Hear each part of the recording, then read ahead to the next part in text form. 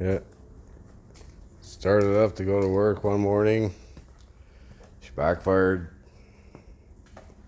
Fire started in the carburetor fuel bowl. And literally watched it burn. I got another cab. And I stripped another truck. I have everything to rebuild except for front fenders. Motor's fresh, it's sitting at a machine shop. Pick it up whenever I'm pretty much ready for it.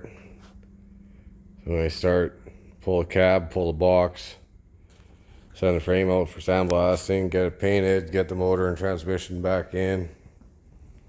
Do whatever work the new cab needs, paint it, put it on, paint the box, put it on too. I got a 9-inch I'm building for the rear end. Got an interior for it.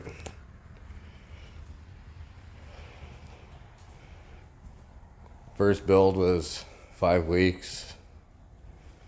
And I'm halfway through my first week on this. I'll keep you updated on progress.